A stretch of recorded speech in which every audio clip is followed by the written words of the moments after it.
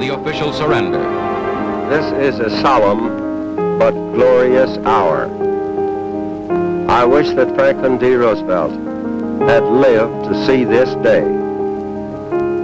General Eisenhower informs me that the forces of Germany have surrendered to the United Nations. The flags of freedom fly all over Europe. For this victory, we join in offering our thanks to the Providence which has guided and sustained us through the dark days of adversity and into life. September 2nd, 1945, America feels free again. This was the end to an era of devastation, the end to World War II.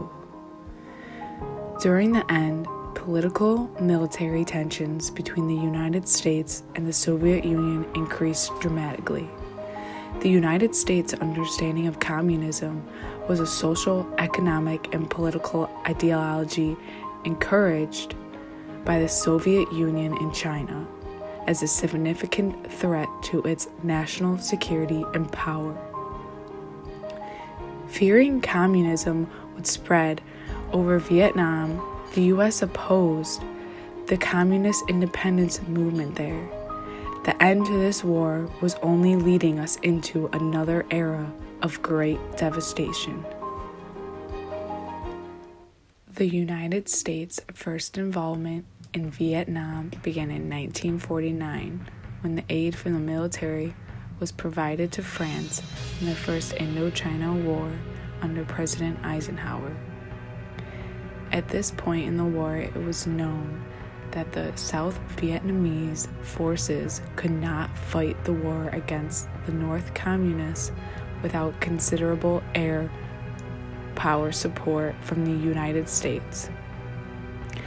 In 1970, the war was escalated into Nixon's attempt to destroy the supply bases in South Vietnam and Cambodia. Thus, however, gave us rise to anti-war protests in the United States and all around the world. May 1st, 1970 was the beginning to a Vietnam anti-war protest that took place at Kent State University in Ohio. The initial push to begin the protest was President Richard Nixon's announcement on national television that he had ordered American troops into Cambodia to destroy the North Vietnamese encampments there. Good evening, my fellow Americans. 10 days ago, in my report to the nation on Vietnam, I announced the decision to withdraw an additional 150,000 Americans from Vietnam over the next year. I said then that I was making that decision despite our concern over increased enemy activity in Laos, in Cambodia, and in South Vietnam. And at that time, I warned that if I concluded that increased enemy activity in any of these areas endangered the lives of Americans remaining in Vietnam, I would not hesitate to take strong and effective measures to deal with that situation. Protests were already occurring all over the country before this point in history, but the announcement by Nixon was the initial reasoning for this particular protest. Little did the students know that this once mass peaceful protest against the bombing of Cambodia would turn into such a violent uproar. This protest entails students who joined thousands of others across the country to mount protests against the invasion that would eventually grow into what news reports called a national student strike. This was a time where the majority of American citizens were advocate on world peace and viewed the war as immoral, especially the involvement with the U.S. Anti-war protests were not uncommon events to occur.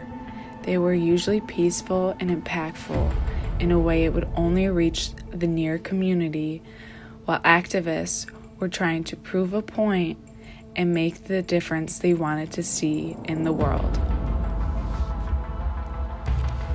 The Kent State protest was not like any other protest due to the violence that had occurred, but also the violence that came about. The United States was divided into those who were for and those who were against the Vietnam War. But those who were against were the activists during this time, meaning protests were so common and mass amount of people were aware of these protests and attending them. This was almost an average daily activity, so to say, for most people. The conflict in Cambodia brought the mass amount of people against the war together the first day of May in 1970. Hundreds of students gathered at the center of campus, which had been the site of large demonstrations and other events in the past. Speakers spoke out against the war in general, but later, during the first night of the protest, there were reports of violent clashes between students and the local police. Police allegedly said that their cars were hit with bottles and that the students stopped traffic and lit bonfires right in the middle of the streets. These acts of violence resulted in reinforcements being contacted and a state of emergency was declared. Once the Ohio government was contacted, this protest became much greater than any other protest occurring during this anti-war movement. Monday, May 4th, 500 anti-war protesters, along with nearly 2,500 spectators, gathered together at Kent State University while the guardsmen were present due to the protest becoming violent and out of hand. The protesters were pushing their limits with the guardsmen during the last day of the protest, but what they weren't aware of is the extent the guardsmen were allowed to and did go to. The guardsmen proceeded with action by firing tear gas into the large crowds of protesters, which ended up being ineffective due to how windy it was that day. When tear gas was used again, the protesters then moved away over a nearby hill into a parking lot on the other side. The guardsmen followed, which they then found themselves restricted in a football field. In the confusion of the guardsmen, pelted by rocks, began firing and was soon joined by others. As they scattered, guardsmen began scaling the hills in gas masks, single file, rounds chambered, when they suddenly stopped and turned. Some stood still, some crouched, with M1 rifles raised. They fired on the terrified students, discarding 67 rounds in 13 seconds.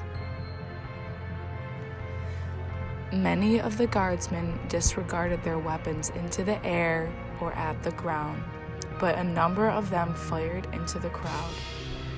4 students were killed, and 9 others were wounded, one of them being paralyzed from the waist down. 2 of those killed, Jeffrey Miller and Allison Krause, who fell about 265 feet and 345 feet away from the guard, respectively, had been actively involved in the demonstration, but the 2 other lives that were taken, William and Sandra, both shot at the distance of about 390 feet, were bystanders on their way to class. The closest victim of the shooting, Joseph Lewis, had been standing about 60 feet away from the guard.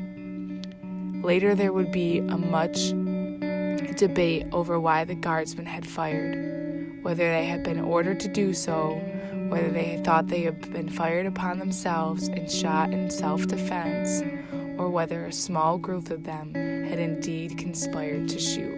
The questions of why and how this could happen started flooding the bystanders' minds, while also still in shock of what just happened inches away from them. The most important question associated with the events of May 4th is why did members of the Guardsmen fire into a crowd of unarmed students? Two quite different answers have been advanced to this question. The Guardsmen fired in self-defense, therefore the shootings were justified. The second being the Guardsmen were not in immediate danger, and therefore the shootings were unjustified. When the first shot was taken, 67 fouled. It was still an unknown fact of whether the first shot was taken due to safety of another, but it boils down to the other fact of innocent lives were taken, even ones who were not even involved within the protest.